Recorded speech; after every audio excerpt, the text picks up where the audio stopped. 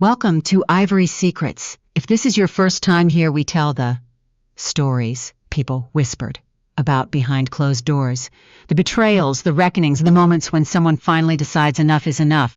Before we begin, hit that subscribe button and drop a comment below telling us what city you're watching from.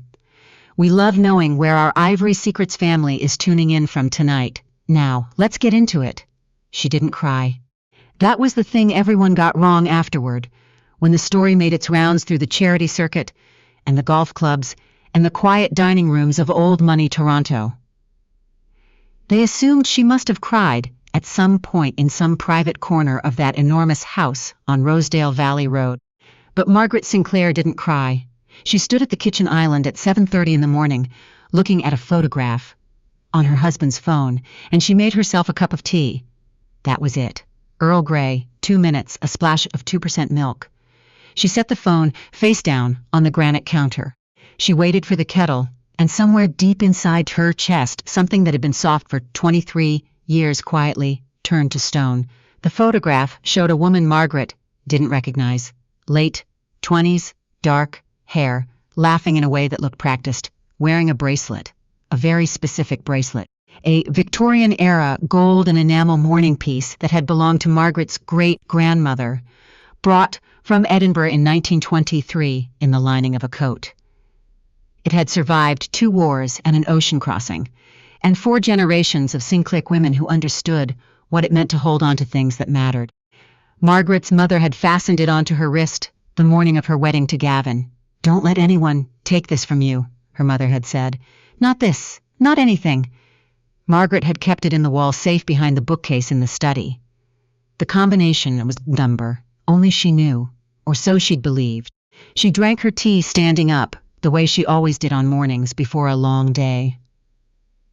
Today was the evening of the Harrington Foundation Gala, the annual black tie fundraiser that every significant family in Toronto made a point of attending, the event Gavin himself had co-chaired for the past 6 years.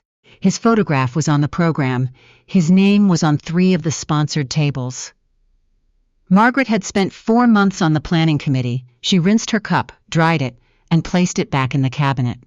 Then she picked up the phone, forwarded the photograph to her own email address, and set it back exactly where Gavin had left it, charging on the counter, screen down, cord straight. By 8 o'clock, she had made 2 calls. The first was to her solicitor. The second was to the foundation's event coordinator, a meticulous woman named Sandra, who owed Margaret several large personal favors and knew it. "I need 1 small change to the evening's program," Margaret said. "Nothing dramatic. I'll explain when I see you." She had 1 day. She intended to use all of it. Now, to understand why this mattered as much as it did, you have to understand who Margaret Sinclair was, or rather, who she had built herself into, quietly and without anyone watching. She had grown up in Scarborough, the daughter of a nurse and a cabinet maker, a fact she had never hidden and never advertised. She had put herself through the University of Toronto on scholarship and sheer stubbornness, graduated, top of her class at Osgoode, and spent her 30s building a reputation in estate law that most of her male colleagues spent their whole careers chasing. She was precise, she was patient, and she had a memory for detail that made opposing counsel nervous. She had met Gavin Ashbourne at a fundraiser, naturally. He was 42 then, broad-shouldered, handsome in the deliberate way of men who have always known they're handsome, and he ran the Ashbourne Group, a real estate development company his grandfather had started in the 60s, and that Gavin had grown into something genuinely formidable. He was funny. He was attentive in those first years, in a way that felt like being singled out. And Margaret, who had spent her entire professional life being the smartest person in the room, and still somehow invisible, found that being truly seen by someone like Gavin Ashbourne felt like finally being warm after years of cold. They had no children, which was a decision Margaret had thought they'd made together, and which she later came to understand. Gavin had merely tolerated. She had poured what might have been maternal into other things. Her pro bono work, her nieces and nephews, her garden, and eventually her role on the boards of 3 charitable foundations, including the Harrington. The marriage, from the outside, looked exactly like what it was supposed to look like. Big house. Good table, the right people for dinner on the right evenings. Margaret knew it wasn't perfect. She wasn't naive, and she wasn't sentimental. But she had believed, genuinely and without reservation, that Gavin was faithful. Not because men always were, but because she had looked at him steadily for 23 years and found nothing to contradict it. She had been wrong. The phone had told her so at 7:30 on a Thursday morning. What she couldn't quite reconcile, standing in her kitchen with her tea going cold, was not the affair itself. Affairs happened. She was an estate lawyer. She had seen them detonate marriages from every possible angle. What she couldn't reconcile was the bracelet. That was something else entirely. The Harrington Gala was held every year at the Fairmont Royal York in the grand ballroom on the second floor, where the ceilings were high enough to make you feel like you were in another era. Margaret arrived at 5:45, an hour before doors opened, because she was on the organizing committee, and that was what committee members did. She wore a navy gown she had bought 2 years ago and liked very much, and her grandmother's pearl earrings, and she was calm in the way that very dangerous bodies of water are calm before the weather turns. Sandra met her at the side entrance with a clipboard and a look that said she had done what was asked without asking why. "It's arranged," Sandra said quietly. "The schedule adjustment. 7:55, just before dessert is served." "Thank you," Margaret said. That's all I needed. She did not go looking for Gavin. She didn't need to. She knew exactly where he would be. At the bar in the pre-function room by 6:15, working the room with the easy confidence of a man who had never seriously worried about anything.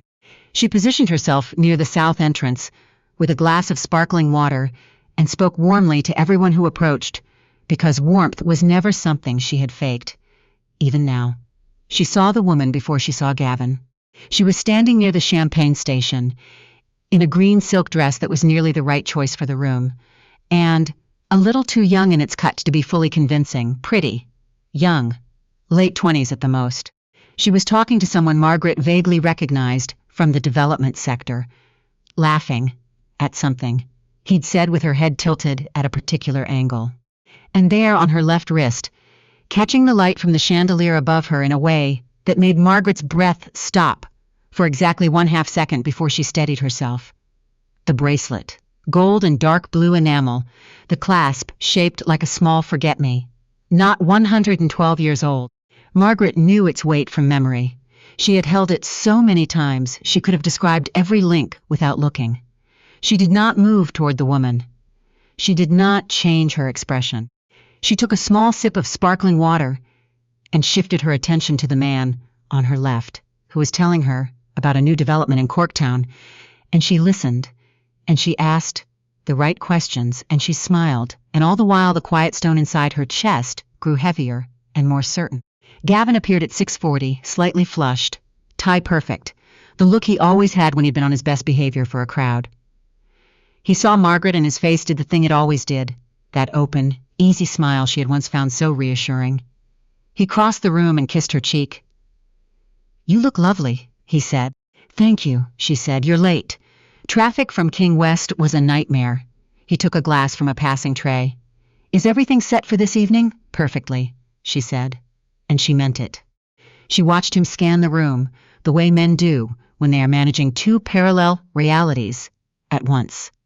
That quick inventory of where things are, whether they're staying in their correct positions. She saw the moment he found the green silk dress across the room, and she watched the faintest, almost imperceptible relaxation move through his shoulders. She looked away before he could catch her looking. She went to find Sandra and confirmed the timing. Then she found the foundation's executive director, a man named Theodore Park, and had a perfectly genuine conversation with him about the upcoming capital campaign.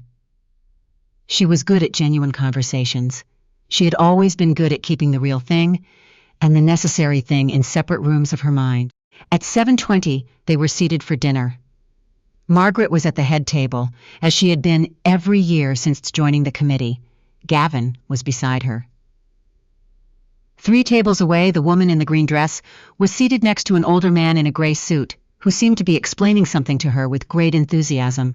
The dinner was excellent. Margaret ate most of it, At 7:40, she excused herself to the washroom. She was back in 4 minutes. At 7:50, she touched Gavin's arm lightly and leaned in close enough that no one else could hear. "I know about the bracelet," she said. Her voice was completely level. "And I know about the accounts." It was the stillness of a man who has just realized the ground beneath him is not solid.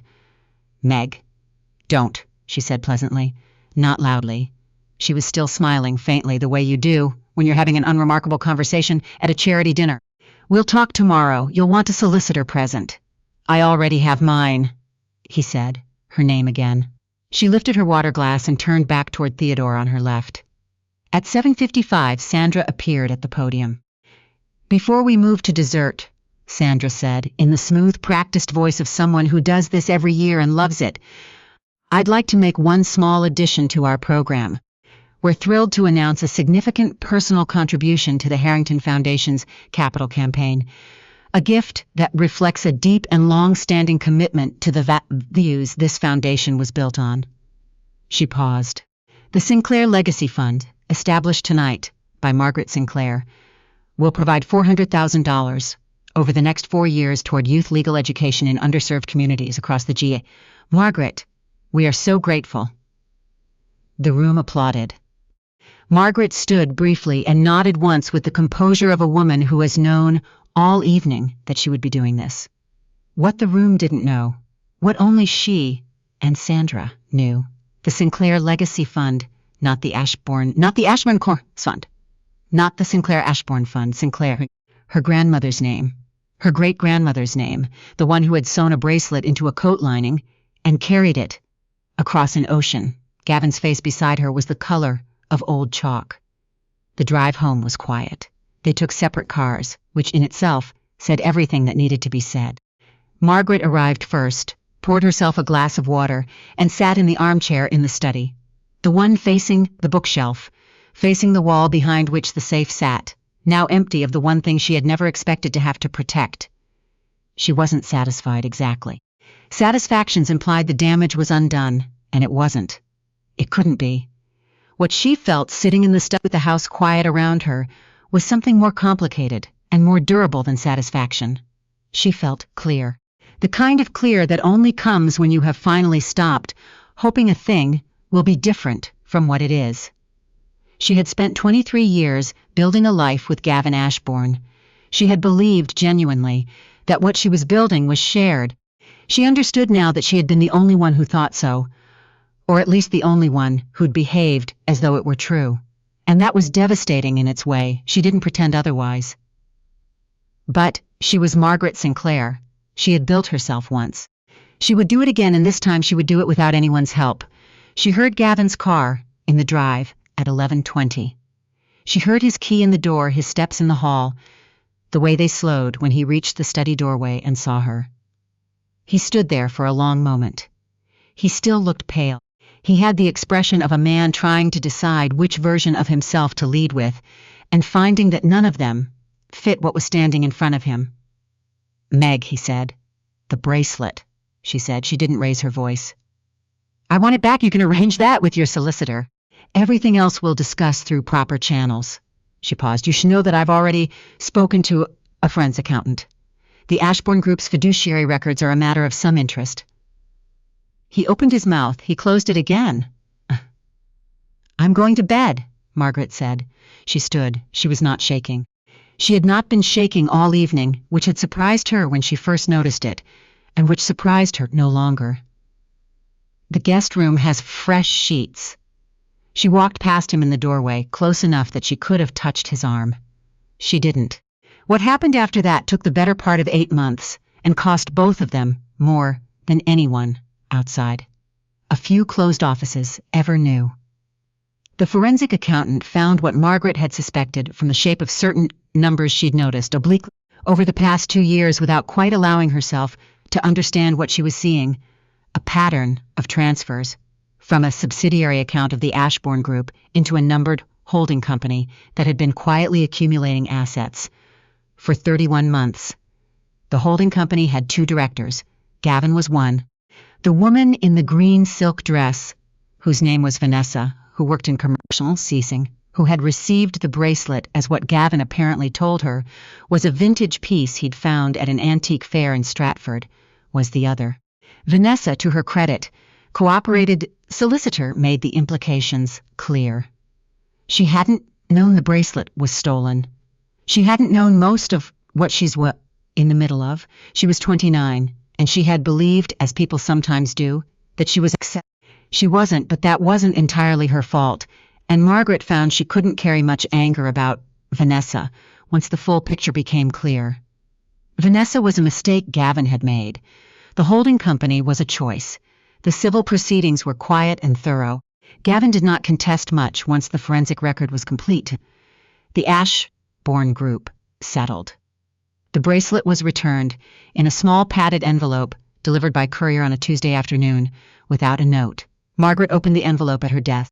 She held the bracelet for a moment, the weight of it, exactly as she remembered, the enamel cool against her palm.